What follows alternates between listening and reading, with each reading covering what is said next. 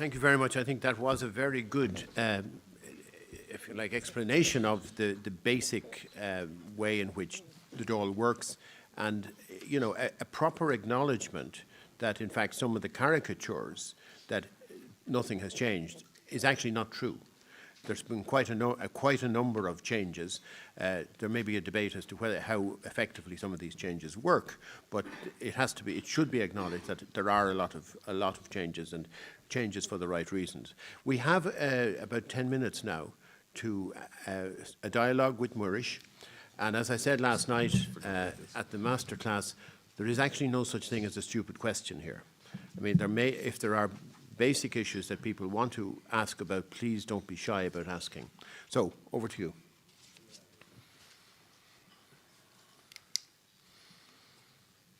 Yeah, Catherine. And again, could we just to restate? We as we have right through, people standing up and asking questions will state their names. Just to take up on a point that Muris raised, one of the last points he made in relation to the Seanad, and I suppose as a senator it's something that I'm interested in, but it does seem somewhat absurd to have a debate about political reform, especially in the context of the recent referendum, without actually discussing Seanad reform. So I think that's something that probably needs to be said, although there's probably little we can do about it, because I don't think it's going to be on the agenda. Just with regard to reform generally, language is obviously the most important thing that comes out of politicians.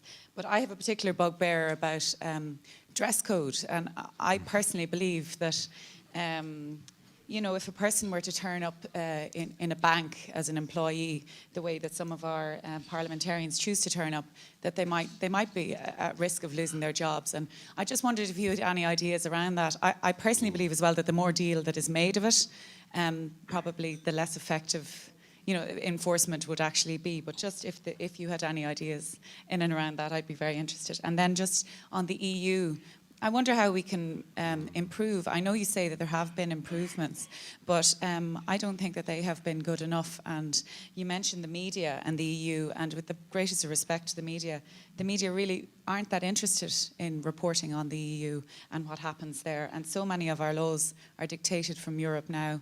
I think it's very important that we have more engagement with the EU. So I just wondered in particular about that, if you had any practical ideas. I think in a way you have to be careful what you wish for there as well, because there's such a volume of law coming from the EU that to scrutinise every piece for the sake of it would be foolhardy as well. But I was just interested in hearing more about that as well. Thank you. Thanks, Catherine. Could we maybe take a couple of comments or questions before going back to Muris? Alban, please, and then Tom. Thank you very much, Alban McGuinness, SDLP Northern Ireland Assembly.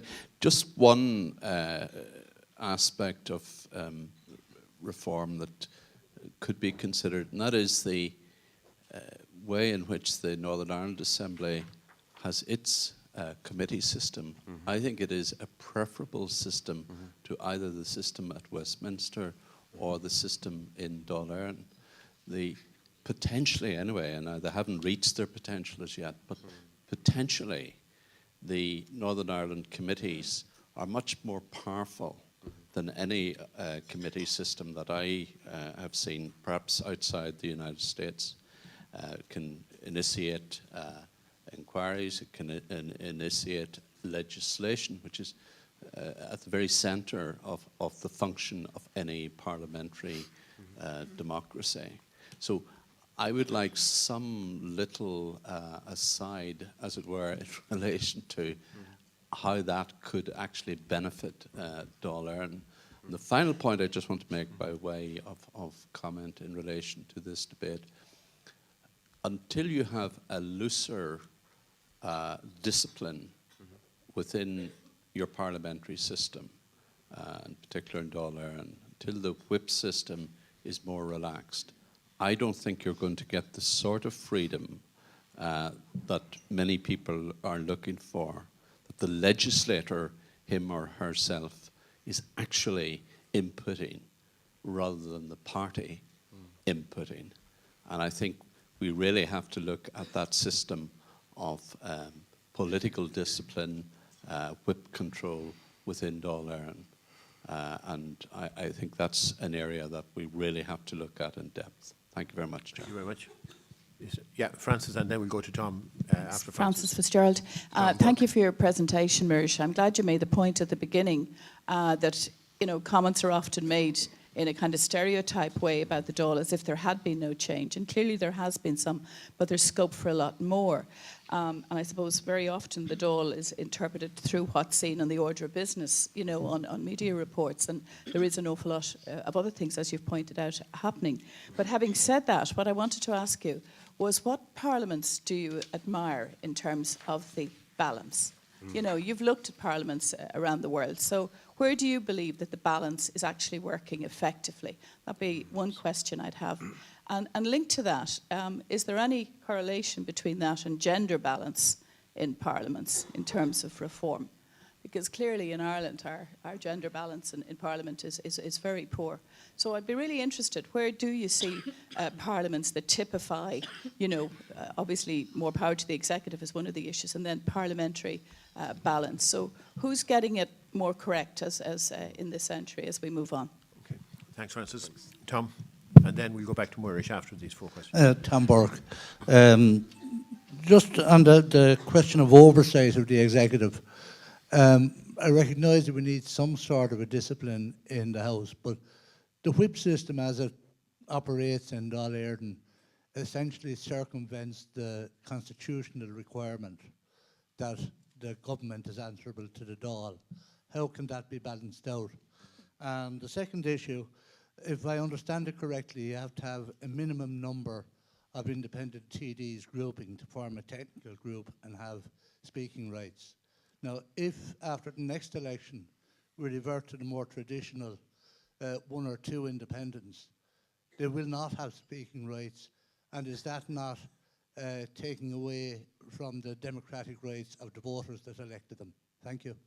Okay, thank you. There's an interesting mix of questions there, Muris, so maybe you'll attempt to address them. Thank you. Yep. Jordan, do you mind? I might stand up because I think better on my feet than if I sit there. Generally, as a rule.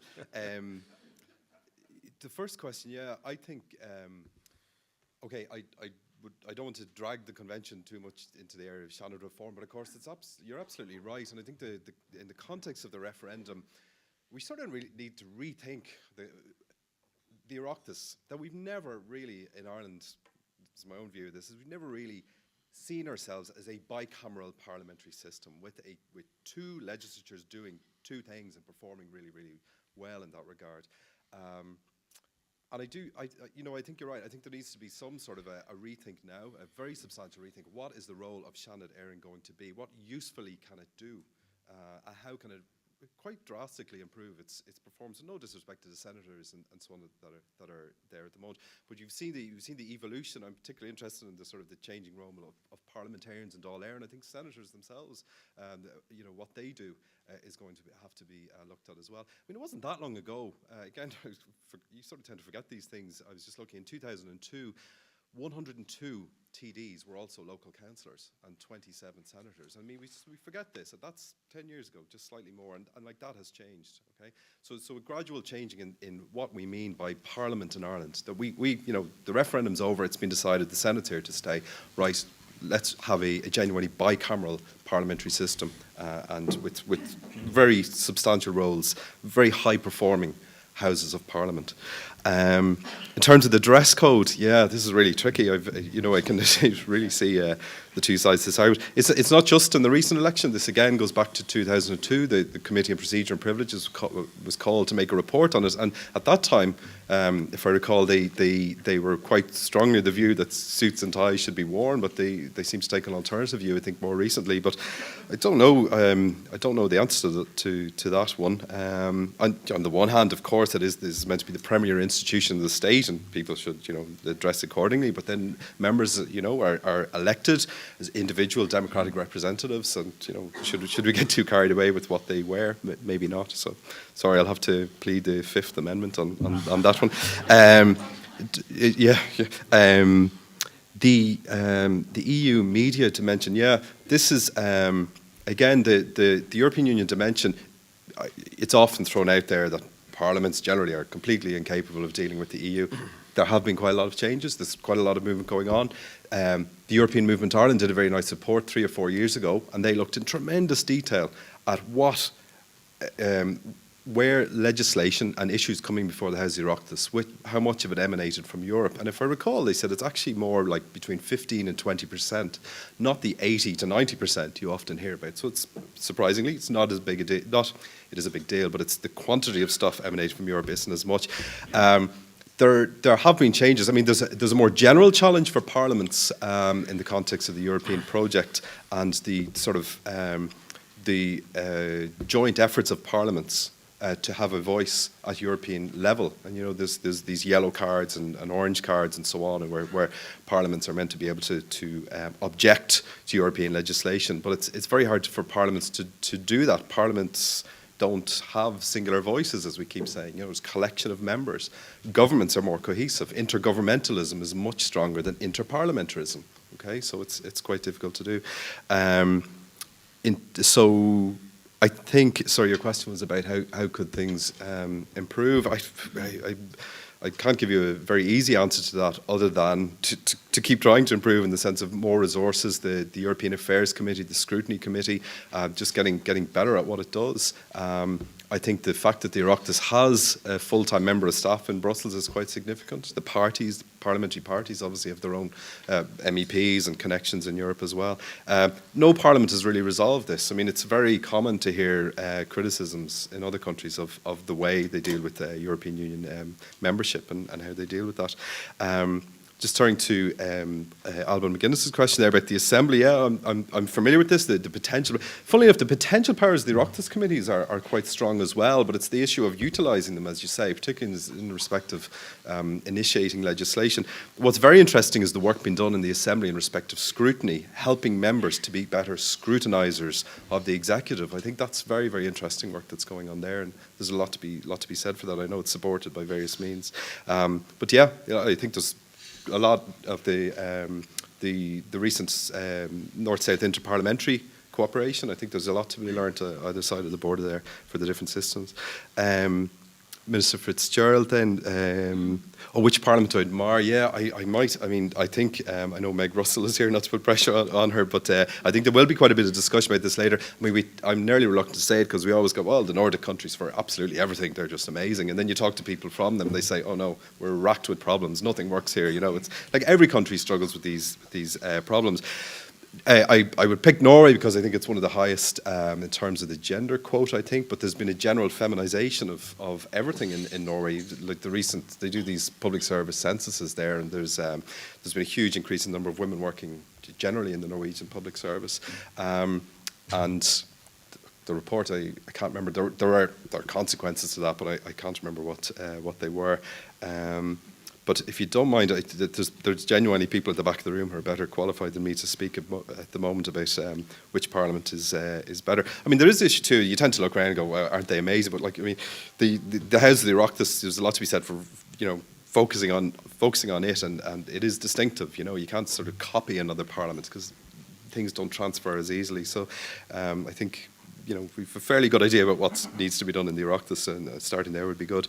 And finally there, Tom, oversight of the executive. The whip system, yeah, I mean, this was played out a lot recently in the media. The whip system is technically a voluntary arrangement, and I mean, the more benevolent view of it is that it allows for things to happen, okay? That you have 166 members. If we just had a free-for-all, nothing would happen. You have to arrange yourself. You have to have parties, the whip system. That's the way it works. However, it seems to go too far. And I wonder, and this is a question for the convention, is it possible to change the standing orders to protect the rights of individual members against the kind of, what would you call it, the tyranny of the whip, as it were? So to encourage members to sort of to do things that maybe departs from their parties, doesn't challenge their party fundamentally, but allows them to do things without having to go through their parliamentary party grouping to do it. And this relates to the issue you're saying of the technical rights for independence. Now, if we're to believe a lot of the current literature that there is going to be more and more independence in politics generally, this does have a knock-on impact, because you're right, the rules, the standing orders do give a bias towards parliamentary party groupings. And it came up a number of years ago, I think, when there was slightly more independent members than a member of think it was the Labour Party, I can't remember at the time, but there had to be some change to the technical, to the rules, the standing orders for technical groups. So that relates. So I think it's almost, if this is true that there's going to be more independent members, the standing orders are going to have to change to reflect the rights of those members individually. So, Okay. thanks. Thank you very much, Muris. Excellent. Okay.